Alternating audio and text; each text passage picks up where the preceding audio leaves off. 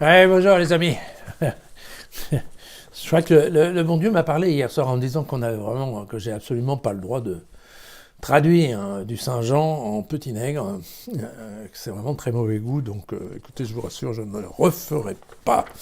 Donc aujourd'hui, nous avons la version originale, sans traduction, ou presque, de l'évangile de Jean, au chapitre 17, les versets 6 à 8. « J'ai manifesté ton nom aux hommes, que tu as tirés du monde pour me les donner. Ils étaient à toi, tu me les as donnés, et ils ont observé ta parole. Ils savent maintenant que tout ce que tu m'as donné vient de toi, que les paroles que je leur ai données sont celles que tu m'as données. Ils les ont reçues. Ils ont véritablement connu que je suis sorti de toi, et ils ont cru que tu m'as envoyé. » Bien voilà, c'est plus facile. Même si. Mais là, globalement, on a un résumé assez simple de ce qu'était l'œuvre de Jésus auprès des disciples. D'accord ?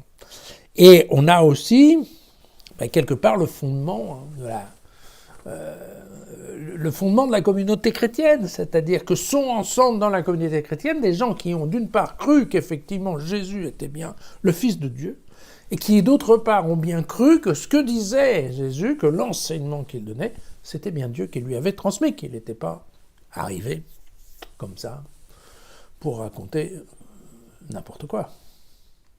D'accord ? C'est bien ça ce qui fait l'ensemble des chrétiens. Bien. Si on revient à ton texte « J'ai manifesté ton nom », qui n'a rien à voir avec la parole de Johnny Hallyday, c'est important, pourquoi ? Parce qu'on a déjà bien compris que dans l'Ancien Testament et dans la Bible, l'histoire du nom, c'était quelque chose de sérieux, puisque c'est en définissant, en donnant un nom qu'on crée une personne, une chose, un sentiment. Et donc, par rapport à l'Ancien Testament, le nom n'a jamais dépassé le tétragramme, vous savez, le Yahvé, YHWH, puisqu'on n'avait pas le droit de prononcer le nom de Dieu. Seigneur, on ne prononçait pas. De la même façon qu'on ne pouvait pas voir la face de Dieu. Et donc vous voyez que là-dessus, l'Évangile vient tout balayer. Non seulement Jésus est la face vivante de Dieu, qui m'a vu, a vu mon Père, mais en plus de ça, il a manifesté le nom, c'est-à-dire qu'effectivement, il a bien dit, voilà, Dieu, Dieu. Le Dieu que prient les Juifs. Ce Dieu-là, voilà qui il est, voilà comment il réagit, voilà ce qu'il attend de nous, et voilà, globalement, voilà, sa personnalité, si je puis dire. Je sais que c'est un peu osé pour un Dieu, mais bon. Mais c'est un peu ça. C'est ça l'idée, c'est qu'en fait, effectivement, le sens de la révélation, c'était de nous dire qui est Dieu.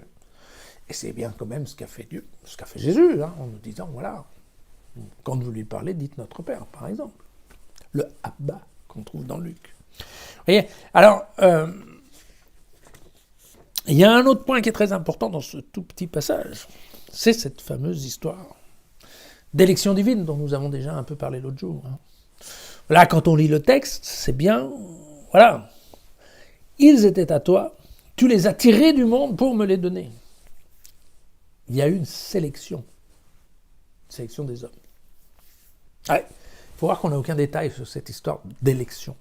On ne connaît pas la base, on ne sait pas si Dieu a parlé à tous les hommes ou seulement à certains. On ne sait pas quels sont les critères de choix. Et on ne sait pas non plus quel est le taux de réponse. Donc globalement, on n'en sait rien. Et comme toujours, quand on n'en sait rien, vous pouvez bien imaginer que tout le monde s'en est en donné encore choix. Le premier étant Paul, qui dans ses lettres de Paul, qui je vous rappelle, était bien antérieur à l'évangile de Jean, on est parti dans des tas de considérations sur l'élection. Considérations complètement hypothétiques, en fait. Mais ce qui paraît important, c'est que, comme on ne sait pas, on a essayé de réfléchir à ça. Alors, on réfléchit, Augustin, Thomas d'Aquin, tous ces gens-là, évidemment, s'y sont donnés. Et surtout, ceux qui s'y sont donnés, ce sont les maîtres de la Réforme, c'est-à-dire Luther et Calvin.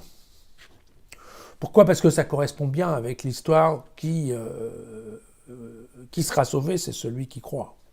C'est la foi, c'est pas les œuvres. D'accord ? Mais qui sera sauvé ? Qui sera sauvé ? Là, tout d'un coup, il y a l'élection. Et donc, les protestants, eux, ont développé sur cette notion d'élection divine une autre notion qui est la prédestination. D'accord ?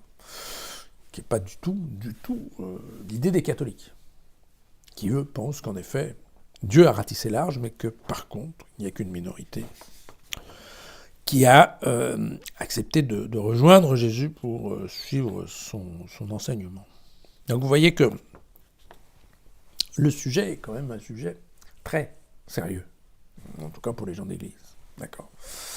Je crois que de ce texte, la seule chose, de ces considérations sur l'élection, de toute façon, la seule chose qui soit vraie, qu'on puisse vraiment retenir, c'est qu'effectivement, voilà, l'idée qui subsiste, c'est que la foi est un don de Dieu.